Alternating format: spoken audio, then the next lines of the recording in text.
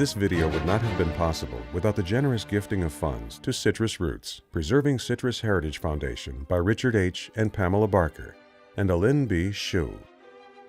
Citrus Roots, Preserving Citrus Heritage Foundation selected the Kirchhoffs William and Louise and Russell K. Pitzer as role models because of their exemplary actions in making our world a better place.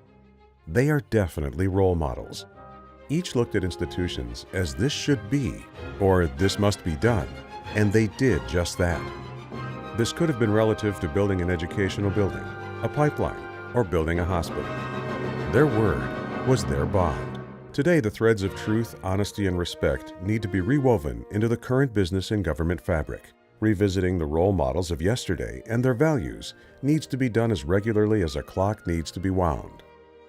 This video is dedicated to Ann Pitzer, 1936 to 2014, Russell K. Pitzer's granddaughter, for it could not have been made without her positive assistance.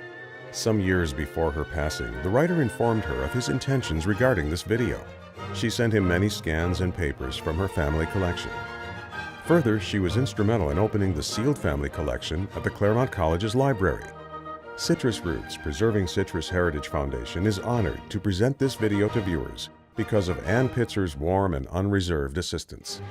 Russell Kelly Pitzer was born on September 3, 1878, on a farm in the rolling hills near Hillside, Iowa, the youngest of 4 children of Samuel and Alice Pitzer. Because his elder brother Grant had asthma, they moved from Iowa to Ainsworth, Nebraska. The blizzard of 1888 was a vivid experience that Russell never forgot as a memory of his second hometown in Ainsworth, Nebraska, on the harsh and rugged plains. When he and his brother left in the morning for school on January 12th, the sky was clear, though by noon a blizzard was building up strength. This storm developed into legendary strength, unmatched in more than a century. It was nicknamed the School Children's Blizzard. 4 of the 235 deaths, most were children on their way home from school. The description of a severe blizzard calls for wind exceeding 45 miles an hour, visibility a quarter of a mile or less, and the temperature 10 degrees Fahrenheit or less. Their teachers wisely would not allow the students to go home alone. Samuel came after his 10 and 15-year-old boys. It was so bad that they had to follow the fence wires to find their way home. After living in Nebraska a few years, the Pitzer family moved to Boulder, Colorado, partly due to Grant's continuing asthma difficulties and partly to take advantage of the educational opportunities at the University of Colorado. Southern Pacific's printed ads like this brought attention to California. The consistent focus was health and wealth. Banners on trains read, "Orange for health, California for wealth." The word wealth brought to mind Wolfskill's stories many people had heard and read of his making $100 to $150 per orange tree. The ad flashes the thought of no cyclones or blizzards, which strengthens the words California health. Southern Pacific land sales increased from 84,000 acres in 1883 to 770,000 acres in 1887. Please refer to Citrus Roots, Preserving Citrus Heritage Foundation's video, The Boom of 1887. Multitudes of people came to California during the boom. This was a turning point relative to this state's history. You can view The Boom of 1887 by going to www.citrusroots.com and click on Videos. The establishment of the California Naval Orange Sector was next to a miracle. In 1871, the second box of cuttings arrived in Washington, D.C. in good condition, for the first was dead and dry. The cuttings were from a navel orange tree mutation in a monastery garden in Bahia, Brazil. William Saunders of the USDA grafted the budwood to a rootstock, hence the Washington Navel. There appeared nothing special regarding the budwood. When the Tibbets visited Washington, D.C., Mrs. Tibbets looked up Mr. Saunders, since they knew each other before the Tibbets moved to California. He promised to send her 2 trees, and the balance were used indiscriminately as a source for buds to be used in propagating other trees. On December 10, 1873, the promised trees arrived after having been on a train for a month, plus a 3-day stagecoach run from San Francisco to Los Angeles. The Tibbets drove a buckboard from Riverside to Los Angeles, over 65 miles, to receive the trees. She kept the trees watered from their weekly bath and laundry water, for their house had no plumbing. Just think. These two Washington navel trees served as the parents of the California navel region and beyond. The young trees produced their first fruit in 1878. In 1878, once the trees started to bear, the fruit was special. No seeds compared to the seedlings, which were full of seeds. The Washington navel orange was larger and global in shape, the flavor exceptional and sweet. The pulp was a firm orange, easier to peel, all superior to the seedling, and it matured in the winter months around the holiday season. The Washington navel became a favorite among citrus growers. Just after 1878, the obstacle was the availability of the buds. The two small trees could only produce so many buds. The new owner of the Tibbetts property wrote a letter on August 22, 1889, stating that he sold all of the buds from the new trees at $15 per thousand.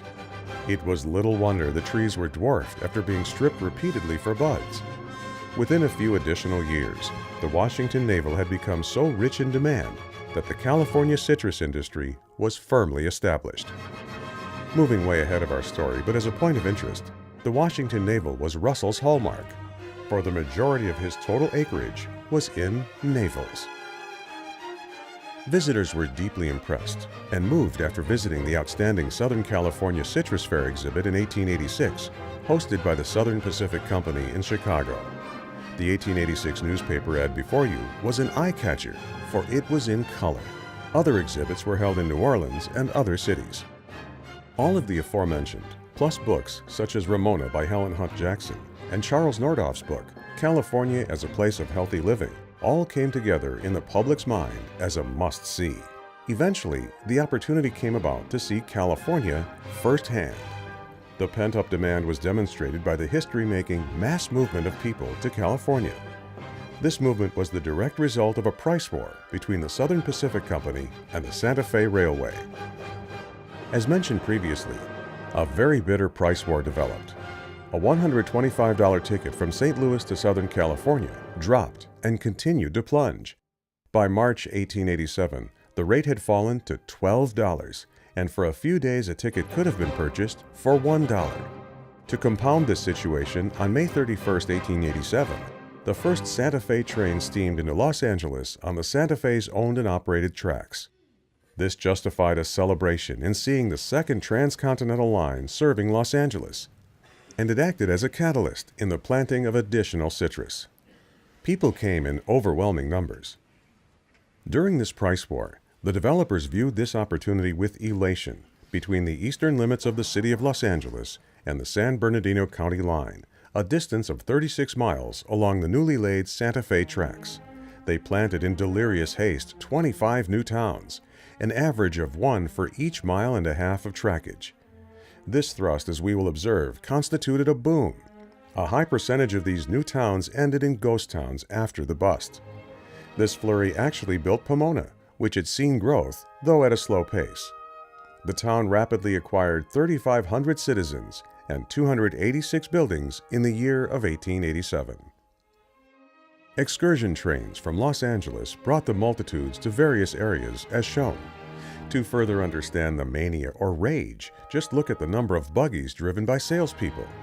I especially enjoy the sign in Monrovia, near Pasadena, stating, "Ocean Views." Social group dynamics drove the situation to unheard-of feverish prices, as shown next. A $5,000 sale was quickly followed by an offer of $10,000, and in 3 months, the price for this was $50,000. The excitement became lunacy. Quoting from the boom of the 80s, Glenn S. Dumke wrote, "During June through September of 1887, a buying frenzy took place. Over $38 million changed hands in real estate transactions in Los Angeles County, and the figure for the year was nearly $100 million. It has been stated that so sudden an inflation of land values was perhaps never equaled in U.S. history." J.M. Quinn. This graph, taken from the boom of 1887 in Southern California through the exhaustive work of Glenn S. Dumke, spotlights the frenzied activities in Los Angeles County during the summer of 1887. A large horde of people amassed at the selling points. Everything was ripe for a boom. People had money. The grain states had a few good years leading up to 1887. Wages were high and jobs plentiful. Citrus and California fruits and vegetables brought good prices, plus the shipping tariffs were low due to the price war. In other words, the mood of the people was at its optimum. The group dynamics of the crowd was heightened by the synchronization through the tour train schedule, and the response to buy was feverish. A graph like this brings the subject into focus. The spike really grew in a fury from May to the very pinnacle in July. In 1888, interest rates started to rise, and the red-hot deals of raw land and young groves suddenly looked to the recent investor to be a money pit without a return. The impulse to sell at any price was a chain reaction. With this mania, the bust gained speed. After the boom, many lots and parcels previously sold went back to the original owners, and it took a long period of time to correct. The collapse was more orderly than one would expect, for the banks had been very conservative in the participation of this boom. It was described as a steady contraction of a balloon. In the late 1880s and 1890s, owners came to the realization that their property needed to earn a return, and they built structures taking advantage of the glut related to building materials, or they planted citrus, as shown by the number of non-bearing trees. While the Pitzers were living in Boulder, Colorado, their good friends, the Greens, decided to move to California. They later invited the Pitzer family to visit them in Pomona. It has been said by the family that before leaving, Sam declared, "I wouldn't live in California if they gave me half of the state."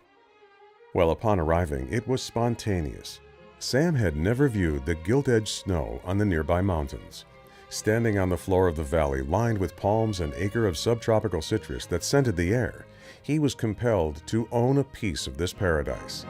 He set out and purchased a 30-acre grove of oranges on Mountain and San Jose Avenues before returning to Colorado with plans to move. In 1883, when the Samuel Pitzer family left Boulder, Colorado, they came by train to Pomona, California. This was a spectacular and exciting trip. Russell, his sister, and parents rode in coach, since Russell was considered too young to ride in the boxcar with his two older brothers, who were taking care of their livestock and belongings. The Samuel and Alice Pitzer family settled into their new hometown, Pomona. At that time, Russell was 14 years old, and Pomona was then a city of 5,000. Samuel remained in the citrus business until his death in 1918. Little wonder that Pomona was to be Russell's home for about 85 years. Actually, the Pitzer family arrived in California at an opportune time. The past boom had left emptiness and a buyer's market. What the boom accomplished was to break up the ranchos with their vast parcels, and this ended the last trace of the Spanish-Mexican pastoral economy. The property was planted in smaller parcels, thus enabling more individuals to buy. The new communities brought structure to the area, providing streets, transportation systems, and municipal development. Samuel Pitzer, shortly after establishing his family in the Pomona Valley, became a partner in G.H. Waters & Company, a local cannery that processed deciduous fruit and tomatoes. As a teenager, Russell worked from 7 in the morning to 10 at night for 15 cents an hour at the cannery. It was his job to operate the syrup machine. His hard work became a normative principle which would characterize his future endeavors. After graduating from college, Grant, his brother, also worked for the cannery. Deciduous fruit eventually failed in the Pomona Valley. The acreage was replanted with citrus, and in the lower or colder locations, walnuts were planted. This building was on Palomares Street, southeast of the railroad tracks. Samuel and Alice built this outstanding Victorian house, which exceeded most in design, on the southwest corner of Pearl Street and Gary Avenue in Pomona. Unfortunately, it was razed in 1966. One of Russell's jobs was to shingle the roof. At the approximate age of 15, the chore of shingling the roof of a house that large was a substantial undertaking. There are different versions as to who shingled the tower. Russell claims he did the work, though Lee affirmed that his younger brother became dizzy, so that he had to finish the job. One must remember that Lee was 5 years older, and at that time he was about 20 years of age. Again, this was part of their parental training of being responsible to the overall family. Each had a part to fulfill for the good of the family, and later in life, this sense of responsibility was applied or extended for the good of society. The Los Angeles Times, September 9, 1893, reported that this home was nearly completed, and will be one of the most handsome and commodious residences in the city. You are looking at the pen and ink drawing of the Pitzer House by Marilyn Anderson, commissioned by the Barker family through Citrus Roots Foundation, for there were no good photos of the house to be found for this video. After the boom of 1887, Pomona College and the preparatory school moved from a small building in Pomona to Claremont during the Christmas vacation of 1888 and occupied this large vacant hotel building in the foreground. Russell entered the preparatory school in the fall of 1893, the year they arrived. He completed the course in 3 years and entered Pomona College in 1896. During Russell's junior year, he began courting Flora Sanborn, who was his sweetheart for years and a year behind him. The Sanborns lived about a half-block west on Pearl Street from the home of the Pitzers. Russell graduated from Pomona College in 1900, and Flora graduated from Pomona in 1901. Russell entered the University of California Hastings Law School in San Francisco in 1900. A year later, Flora entered the University of California at Berkeley to earn her teaching certificate. Flora Sanborn returned to Pomona in June of 1902 and accepted a position as a faculty member of Pomona High School, teaching mathematics for the next fall term. She is shown in the school's yearbook, 1903, Cardinal. Russell returned in 1903 after graduating from California Hastings Law School, and they were married later that year. The first family home of Russell and Flora was built at 715 North Gary in Pomona. His brother Grant built a larger house next door to Russell at 705 North Gary, and the two shared a driveway. On January 6, 1914, a son, Kenneth Sanborn Pitzer, was born to Russell and Flora. On occasion, the proud father and his son would be seen by neighbors and drivers in front of their home. On the left, Lee's daughter Jean had brought over her horse so Kenneth, now 3, could take a ride. Thanksgiving 1917 in Pomona at Grant's home. Parents seated, Samuel and Alice Pitzer with their children, standing left to right. Russell, born 1878. Grant, born 1868. Clara, born 1871. And Lee, born 1873. The story a photo tells. Grand photo of the family, Thanksgiving Day, 1917. Please enjoy the scene. Front row, Clifford, kneeling, and behind him is his niece, Alice, the youngest daughter of Clara, who was taking a calculated risk of revenge that he would not make a sound about her pulling his ear. November 1917. A happy family. Kenneth is holding a book with his parents in front of their house. Kenneth is taking his Buick out for a drive, like his father.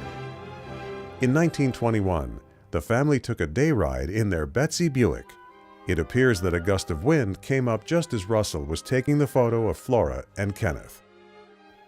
In 1903, Russell became a junior partner with Allen Nichols, a very prominent Pomona lawyer, with offices in the First National Bank of Pomona. One of his first jobs was to organize the Pomona Valley Telephone and Telegraph Union, which began in 1903. Russell served as a director as well as its president for some years. The company's rapid growth soon required it to open central offices in Claremont, Laverne, and San Dimas. In 1906, connection was made with Home Telephone Company of Chino. By 1918, the switchboard and offices were moved from the First National Bank to their building at 280 South Locust Street, and by 1920, there were 5,000 telephones in service. In 1928, the Pomona Company purchased the Ontario and Upland Telephone Company, and in 1929 it joined with 6 other independents in Southern California in forming the Associated Telephone Company Limited, which in turn became part of the newly formed Associated Telephone Utilities Company of New York. Later Associated became part of General Telephone Company of California. In 1929, Russell sold his position after the aforementioned mergers. Another one of Russell's jobs through the law firm was drawing up the organizational papers for the formation of the Home Builders Savings and Loan Association in Pomona. In 1903, the first organizational meeting was held in his office in the First National Bank building. This association was very closely tied to the First National Bank of Pomona. From the very beginning, several officers from the bank were transferred to the association. Further, Many of the top senior officers of the bank also served as interlocking directorates on the association's board. As an example, Raymond E. Smith was president of the First National Bank, and he also served as a vice president of the association. The Home Builders Savings and Loan Association occupied a former bank building, which had closed a few years earlier. Russell was the firm's attorney for some 20 years and later became president and chairman of the board. You will see a similar photo again in reference to Mr. Pitzer's purchase of commercial property and later related to the Pitzer Income Endowment for the Pomona Valley Community Hospital. In this frame, one can again view on the right the Home Builders Savings and Loan Association, and in the center right, the investment building. It was in this building that Russell had his office and conveniently the San Antonio Fruit Exchange, which represented the district packing houses marketing under the trademark of Sunkist. From 1934 to 1950, Mr. Pitzer served on the board of the San Antonio Fruit Exchange, and from 1934 to 1938, he represented this district as a director of the California Fruit Growers Association, now known as Sunkist Growers, Incorporated. One of his friends, Raymond Arbuthnot, a Laverne banker and citrus grower, gives us this reflection on Russell. In the early days, he sat at an old roll-top desk in his office in the investment building, doing his own bookkeeping by the light of a single lamp. He was not a spendthrift. He was careful with his money. He economized, but then gave lavishly to every fund drive. Russell purchased his first orange grove in 1912 on the corner of Monte Vista and San Bernardino Road. He paid $1,000 an acre, and that was a high price at that time. One of the practices to finance the purchase of a grove was through crop payments. As an example, this agreement would stipulate that the first $100 per acre would be deducted from the net crop return in favor of the buyer to maintain the health of the trees, such as a minimum amount earmarked for fertilizer, pest control, etc. And the remaining difference would be applied against the outstanding balance of principal and accumulated interest. One needs to keep in mind the initial down payment was in most situations unusually small in comparison to the total transaction, and the seller held the right to inspect the grove and request and/or correct any reasonable areas of need at the buyer's expense. In 1916, the law firm Nichols & Pitzer was dissolved, as Russell handled all of his own business affairs and had served as the city attorney for Claremont. He found that he didn't have time to practice law and at the same time manage his citrus holdings.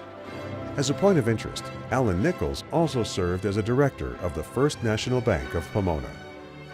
The year is 1924, and this photo illustrates the great community pride in the opening of the new multi-floor bank building after approximately 38 years of service.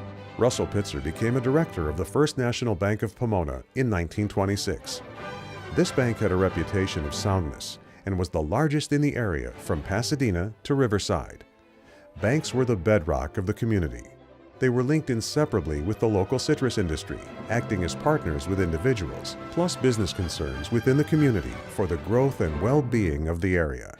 They had a vested active interest in the community, and as you will shortly see, they acted as a catalyst in local development.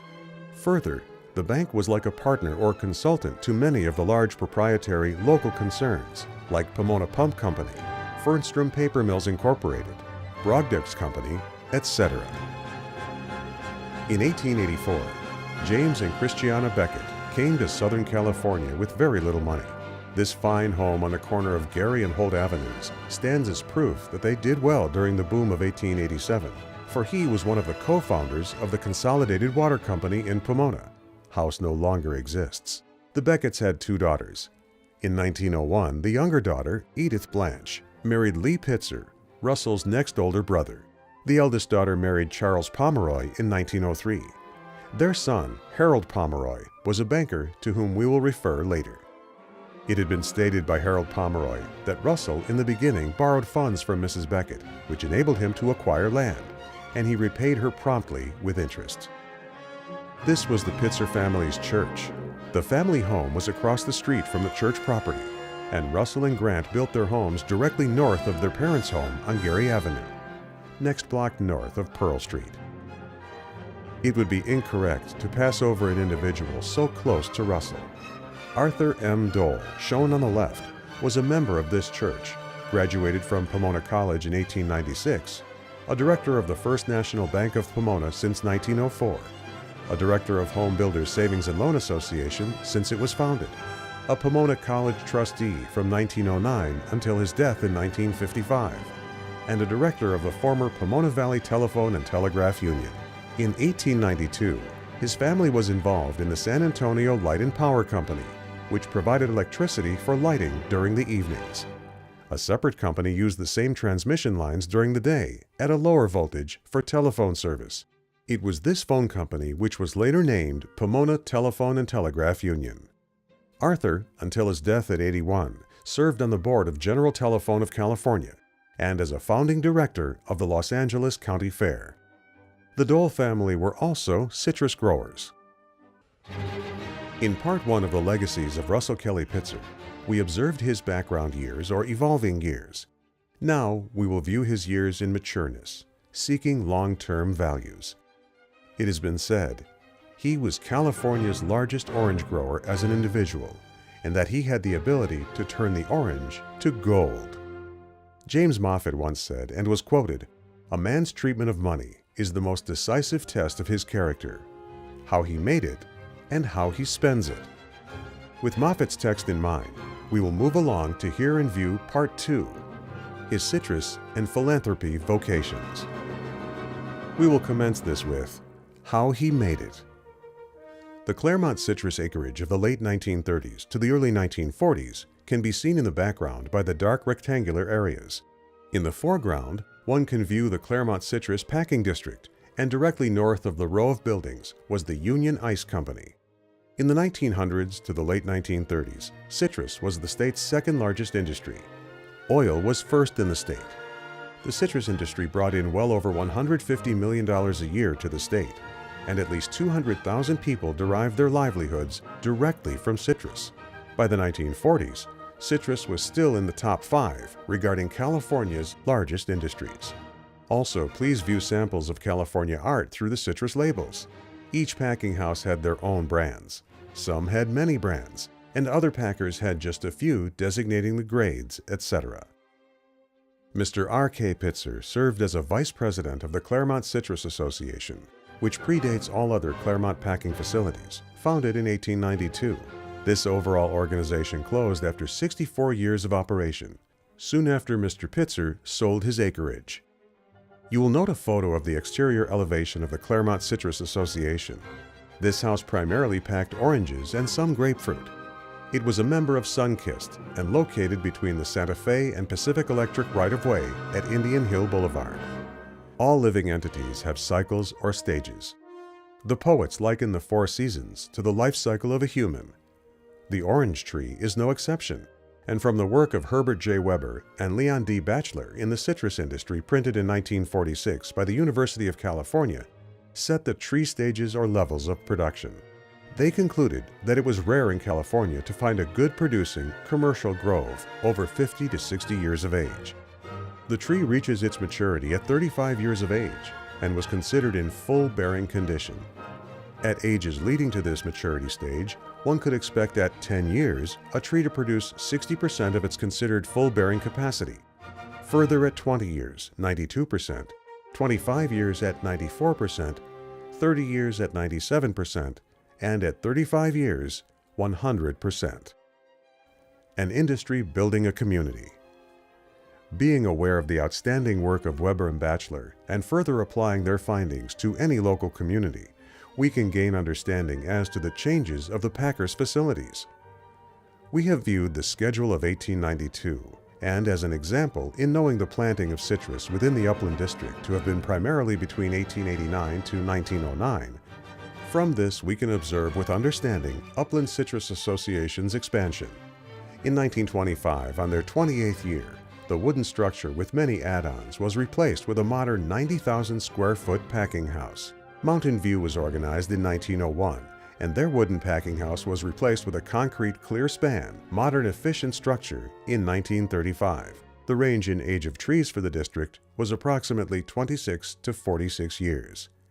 Between 1933 and 1934, Upland Lemon Growers Association replaced their wooden facility with a modern concrete clear span structure, making it one of the world's largest lemon facilities. we will look at many packers of oranges serving Mr. Pitzer. Citrus was very sensitive to the right amount of water, the right sandy soil for drainage, and delivery at the right intervals. Waterlogged heavy soil was equally as poor as not having enough water. Here we observe pest control, frost prevention, irrigation, picking, and packing. The concept of a mutual water company served the growers well. Water was distributed relative to the proportion or equivalent to the number of shares held analogous to the available total. Mr. Pitzer served as president of a Pomona company, Richard's Irrigation Company, and as an officer in the Monte Vista Water Company. Before you is a stock certificate of Monte Vista Water Company regarding Russell K. Pitzer. Mr. Pitzer was their secretary at that time, 1948. The Indian Hill Citrus Association predated all in the district and was founded in 1888. In some publications, it is referred to as the Claremont, California Fruit Exchange Association, as shown in the top left, though it was the Indian Hill Citrus Association located in North Pomona next to the Santa Fe right-of-way. Peter Dreher organized the San Antonio Fruit Exchange, and he represented this packing house during the formation of the Southern California Fruit Exchange. Later, Russell Pitzer was a director of this facility for years. It dissolved in 1955. For 67 years, this packer served its members with distinction in the annual pricing of fruit compared to many. This photo shows their plant and ice plant. Their brand, Indian Hill, was an icon to their name. The Indian Hill Citrus Association was located off Gary Avenue in North Pomona and next to the Santa Fe route. The Pomona Fruit Growers Exchange was also an early packing facility and was organized in 1893. Russell was a member of the board of directors of this association from 1919 to 1950. This mutual packing exchange owned 2 locations. The original plant was located on Park Avenue and Commercial Street in downtown Pomona on the Southern Pacific right-of-way. The lower photo shows their second plant built in 1907 on Reservoir Avenue at First Street. This organization closed in 1955 after 62 years of operation as primarily a sun-kissed orange packer. This brand represents the finest fruit of Pomona Fruit Growers Exchange. In 1888, Reverend Charles F. Loop and family were in Italy's Uffizi Gallery. Reverend Loop observed the ancient Roman statue of Pomona, the goddess of fruit abundance, and they were moved by its simple beauty. He commissioned a replica to be created in marble. It was unveiled during the Independence Day celebration of July 4, 1889 in Pomona, and was placed in the Pomona Public Library. Currently, it was moved to the present library building. The Loop's son lived on an orange grove on Harrison Avenue in Claremont, and today his palm-lined driveway leads to the health center of Pilgrim Place. In 1893, Mr. Pitzer's father developed and planted his first orange grove at Orchard and Central Avenues. He recalled as a boy holding the kerosene lantern for his father during night irrigations, for the Zangaro delivered water based on 24-hour runs. From 1911 to 1949, Russell Pitzer packed some of his fruit through the West Ontario Citrus Association, and from 1919 to 1949 served as the president of this association. In 1943, W.R. Burkle stated, "The association thanks you, Mr. Pitzer, for your valid contribution of time, effort, and ability, along with your continuing steadfastness and dedication to your fellow members." This was stated after his 25th year as president. It was in 1949 that Mr. Pitzer sold his property, which was associated with this facility, and he resigned. His closing comment was, "I am sorry to see the orange groves go, but they had to make way for the increasing population." By 1955, this association also closed. This oblique aerial shows the approximate area of the San Antonio Fruit Exchange, the selling agency of Sunkist, which was also known as the District Exchange.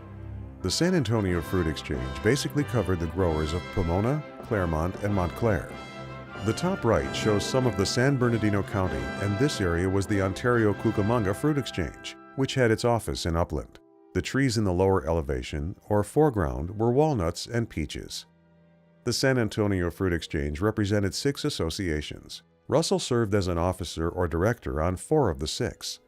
He also served on the board of the San Antonio Fruit Exchange from 1919 to March 1950. From 1934 to 1938, he represented the San Antonio Fruit Exchange on the board of the Fruit Growers Exchange, later known as Sunkist Growers Incorporated. He resigned as president when he sold his groves within the exchange. The directors adopted a resolution commending him for his service of 30-some years to the citrus industry by stating, "His service has been sincere, conscientious, and unselfish. His representation has always and continues to reflect the grower's point of view, his problems, his rights, and his hopes. The smallest as well as the largest grower has shared equally in his leadership." This photo shows the area directly east of the prior aerial photo and covers the upland and Ontario areas. The forest of citrus, orange, and lemon trees extended miles upon miles. Just to set the stage of what will be forthcoming, please consider the following changes in population and acreage. California's population jumped from 6.9 million people in 1940 to 10.6 million by 1950. Of the citrus acreage existing before World War II, 20% had disappeared by 1950. In a 10-year period between 1946 and 1956, citrus land in California and Arizona had dropped from 350,000 acres to just 250,000 acres. Now, moving to the western side of the Pomona Valley, this 1922 photo of Laverne was taken from the San Jose Hills looking northeast. It portrays a total commitment to citrus fields. The center building was Bonita High School, and the David and Margaret home is to the left. This was also Russell Pitzer's Gold Fields. This 1920 photo gives one a view of the Laverne Orange Association and their ice plant. In addition, an up-close look at this well-maintained young citrus grove.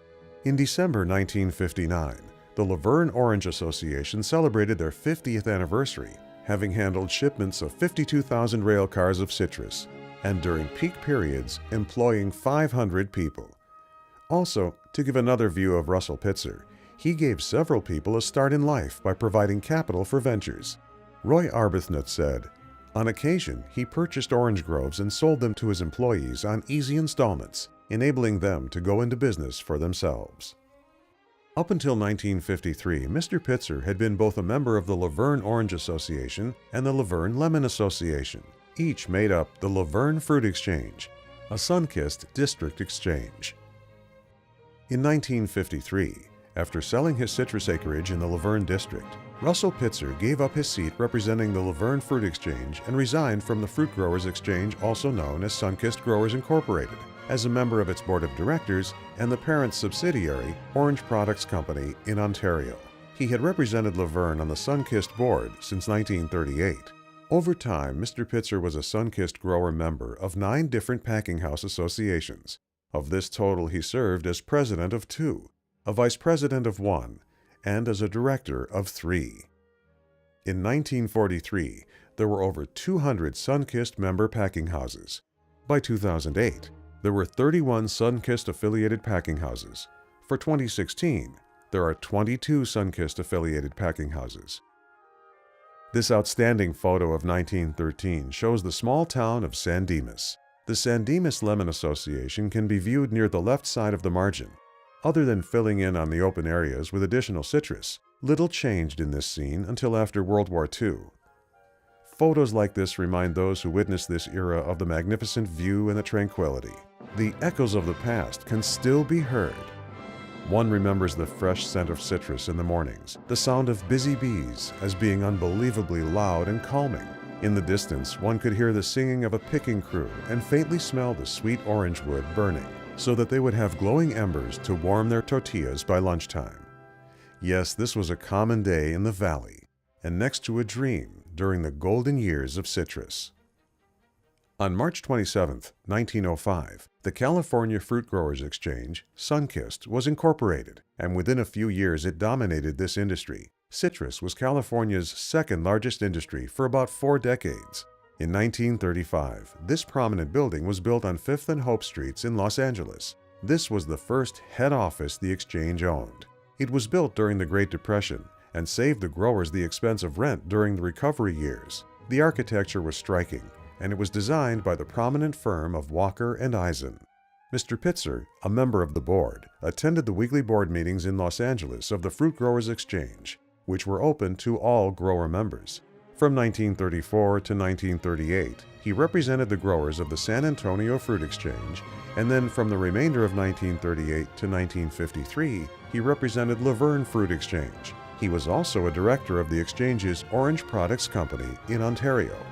For several years during the 1940s, his background was also utilized as a grower and in marketing when he was appointed to serve on the California-Arizona Orange Marketing Commission. This commission met in Los Angeles and determined the quantity of fruit to be shipped each week in an attempt to bring about an equilibrium between supply and demand, requiring a titan of a man. Slowly, other industries developed. With the buildup before the United States entered World War II, the U.S. government's Lend-Lease programs accelerated, especially the state's aviation industry. This chart generates many important summations. At a glance, one can see that the shaded area grew in mass to a maximum area in the 1930s and then commenced to narrow by 1940. Further, from that point we can see the shaded area narrowed, or to state it differently, there was a contraction in the spread between income and expenses. To substantiate the sun-kissed graph, we can obtain findings to test their collection from different sources. The Pomona progress estimated in 1925, the return to the growers of citrus was 26% based on the total outstanding investment, and 18% in 1926. This conclusion validates the chart. Tonnage for sun-kissed reached its apex in the 1940s, as was also shown on the graph. Lastly, the number of people dependent on the citrus industry reached its pinnacle in 1940. Though to apply the multiplier effect, the product illustrates an even greater number of individuals who were somewhat involved as retailers, jobbers of citrus, insurance agents to vehicular agencies, etc. Modernization slowly reduced this aggregate. The Big Three in 1941. Leading California counties relative to 1941 citrus acreage by varieties were, please note at the bottom of the page, all varieties. Number 1, Orange County. Number 2, Los Angeles County. Number 3, San Bernardino County. In 1841, William Wolfskill planted for profit his first 2 acres and founded the California citrus industry. Now to fast forward some 100 years, and to add a different point from the aforementioned, bearing acreage of oranges reaching an all-time peak of 235,000 acres during the season of 1944 to 45, and lemons cresting at 63,000 in 1946 to 47.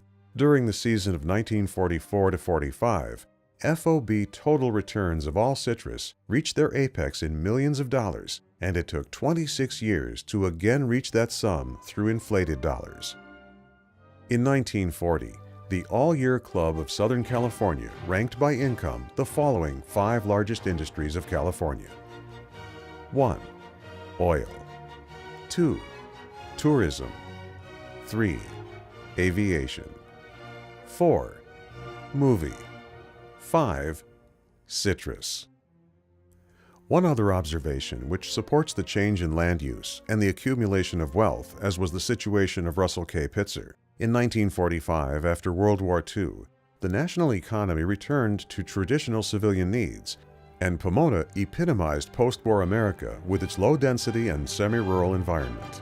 It was these features that attracted veterans and families to Pomona. In 1946, the United States Chamber of Commerce designated Pomona as one of the 2 fastest-growing communities in the country. Citrus acreage changed to acres upon acreage of homes. Remembering James Moffat's statement, "A man's treatment of money is the most decisive test of his character, how he made it and how he spends it." Next, we will observe the final segment of the test, how Mr. Pitzer spent it. Flora Pitzer had an extended illness and was confined for a long time to the private hospital. Russell spent many hours at the hospital and understood the operational problems of their organization. Flora Sanborn Pitzer died at the close of January, and on February 1, 1927, the Progress Bulletin stated, "She exemplified the best in education and culture, and to know her was to love and admire her." After her death, Mr. Pitzer set out to change and improve, if possible, what he had observed.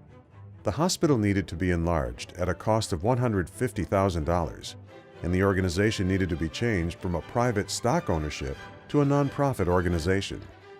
To motivate these changes, he offered to give $50,000 toward remodeling if the equity owners converted to a nonprofit organization. The organizational change was approved, and he was made chairman of the building committee. Then, in April of 1927, Pomona Valley Community Hospital was established with a board of 15, and R.K. Pitzer was president. The community donated the remaining $100,000, and construction commenced. After the crash of 1929, the hospital found itself under severe financial stress, for it lacked a sustaining endowment. Passing the hat during a board meeting and to the community may have solved the short-term problems, though not the real, basic problems. This opportunity he finally addressed in 1945. Returning back to the boom of 1887, so sudden was the inflation of land values that perhaps this boom was never equaled in history. A real estate boom or cycle has on average a duration of 18 years.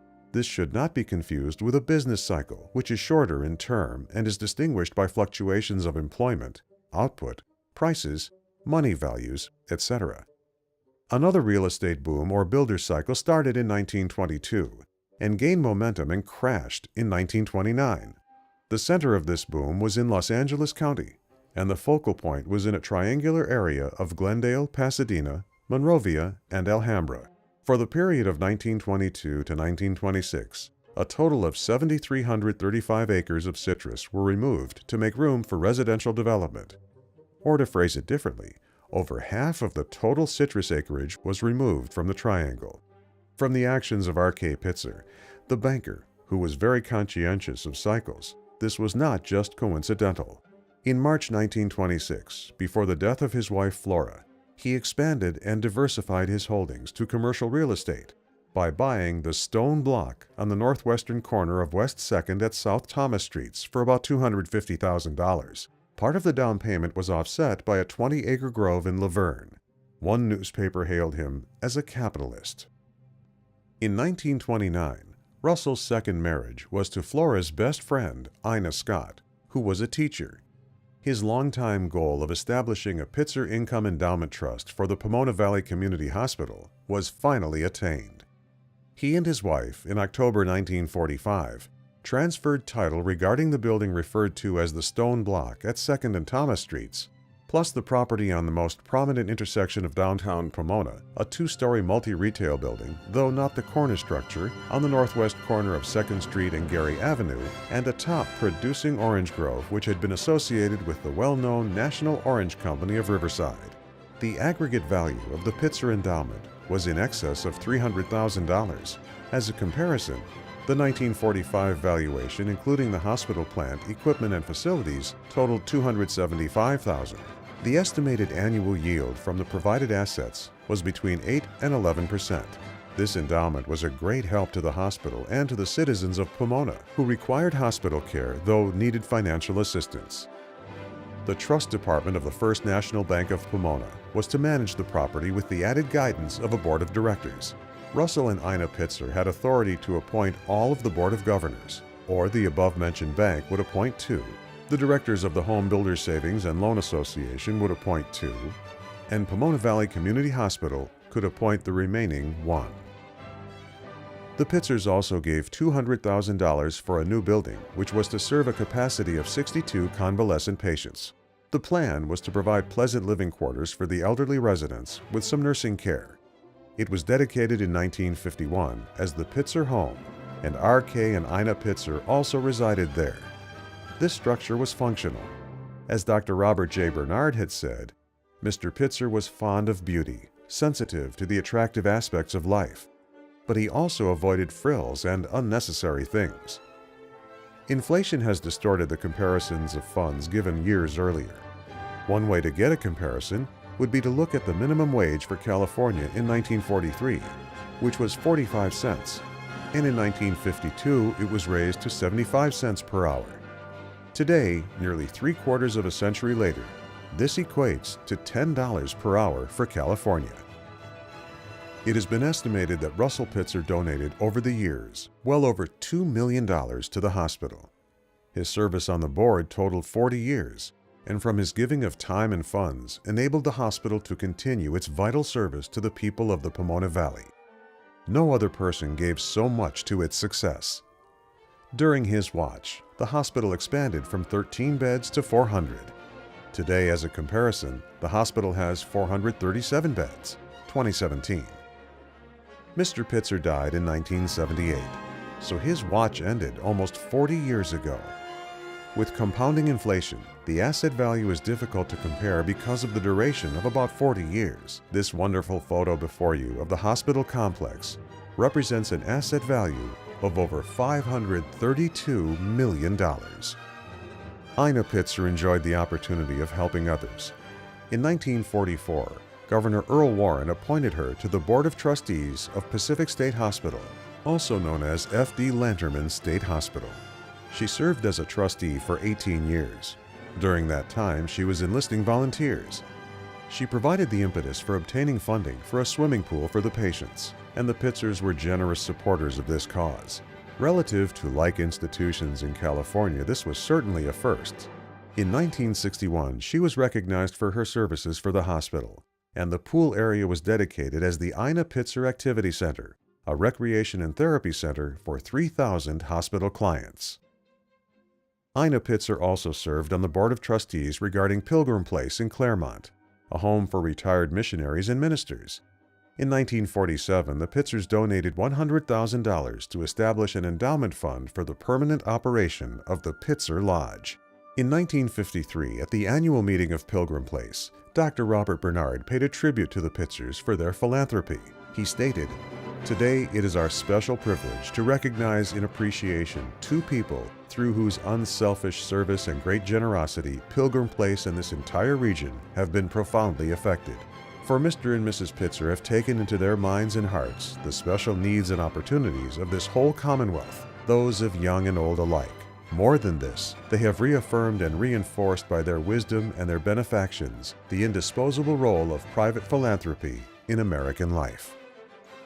Russell and Ina Pitzer are shown in their Ganesha Hills home in Pomona. For a man to squeeze a fortune from the citrus industry proves that he had the ability to create, accept, and handle changes, for he survived 2 world wars and many volatile real estate and financial cycles. R.K. Pitzer was a quiet man of great foresight and vision. He was very conservative, careful, and thoughtful, but once he felt the time was right, he moved and showed no timidity. He was known to have faith in his convictions, and he acted on these convictions in a forthright manner. Tenacity was another of his attributes. He had a genuine interest in helping people and his employees, as demonstrated through his support of them and the numerous other causes previously mentioned. In an earlier period, this same premise of "it should be done" meant "it will be done," and was the driving force of William G. Kirchhoff, 1856 to 1929. Education was a precept passed to him by his parents, and the same from Flora's parents. The love of books was a natural transfer to his only child, Kenneth. Further, in the overall thinking of Russell and Ina, who was a teacher, education and health were paramount. So from this background, one can understand Russell's drive and commitment to further education. The idea of providing the GIs returning from World War II a place to earn a college education within the Pomona Valley developed from the office of Raymond Smith, president of the First National Bank of Pomona.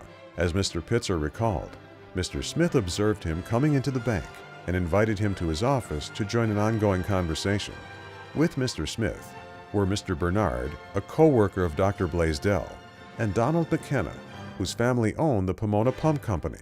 Their hallmark was the world's first water-lubricated, sand-resistant, deep well turbine. In 1945, Fairbanks Morse Company purchased the foundry and company. The four discussed the subject of incorporating a new college, a business and economics school. Messrs. Smith, McKenna, and Pitzer each put up seed money of $50,000 to start Claremont Men's College. The year was 1946. The aforementioned is just another example of the bank acting as a catalyst in furthering the development of the area. You will not find this same community spirit in an interstate bank. Mr. Pitzer contributed the administration and classroom building as shown. The college became coeducational in 1976, and the name was changed to Claremont McKenna College. In 2010, the structure was raised to enable a larger edifice to occupy the site of Pitzer Hall and the former home of the president. Pitzer had served as vice chairman of the Board of Trustees of Claremont Men's College and also one of the Board of Fellows of Claremont Colleges. In 1958, CMC awarded Mr. Pitzer an honorary Doctor of Law degree. By the 1950s, the directors of this bank were for the most part gentlemen in their latter years of life. They were from second-generation families who had been deeply involved in the building of this area from its beginning. All had strong vested interests in raising the overall valuation of the adjoining communities from the aspect of business, culture, education, and plain civic pride. Absentee owners of a multi-community banking system naturally wish to maintain value, but the focus is not the same as that of those who had a hand in building the citrus industry economy. The merger of the First National Bank of Pomona with California Bank on January 5, 1955, ended local ownership, local control, local partnership relationships, and the strong involvement and support in building community pride. Envisaging the changing local direction of development from the world they knew best, the citrus economy, the cadre of the old guard negotiated from strength in the sale to California Bank, now part of Wells Fargo Bank. We can assume this was a hard call to make for Mr. Pitzer and the other directors. Given the many years in building this premier bank and its unique trust department, which managed over 1,000 acres of citrus and walnuts, as time advanced, it became clear that this event marked a cresting of a decade of plateaus, the golden years for Pomona. The bank had served as a directional compass, as we have witnessed in the past narratives. Removed was this council of supreme commanders, who, through their vested interests, had governed the financial strength of the Pomona Valley at large. In 1919, R.K. and Flora Pitzer contributed funds for the building of the Pomona YMCA. Few cities had anything equal to this outstanding facility. In 1955, R.K. Pitzer was involved with establishing the Harvey Mudd College. Prior to the latter building their own campus, they used some of the classrooms of CMC, which had been built from Mr. Pitzer's philanthropy. The Pitzers also gave to Laverne College, now known as Laverne University, shown, and Casa Colina Hospital, photo not shown.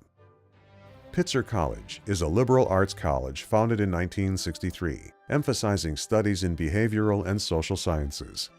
Initially, the campus was for women in the social sciences, though now coeducational. Pitzer College stands as a fitting tribute to the man who had demonstrated civil responsibility towards the community in which he made his wealth. This photo of 1964 shows Mr. Pitzer centered in front of Scott Hall just after construction and nearing the date of opening. Also shown is Brandt Clock Tower and McConnell Center. During the June 1966 commencement, the Pitzer family was represented by 4 generations. The Edith and Eli Brandt Board Center is before you. A look at the living environment at Pitzer College, 2017. And so it comes about. After a lifespan of almost a century of good years and bad, through floods and severe freeze damage, he bought land when others sold. By magical means of alchemy, he turned oranges to gold. He first did well, and then did good. But the gifts to education and healthcare, these legacies create an everlasting, eternal feeling of pleasure and gratification to Mr. and Mrs. Russell Pitzer.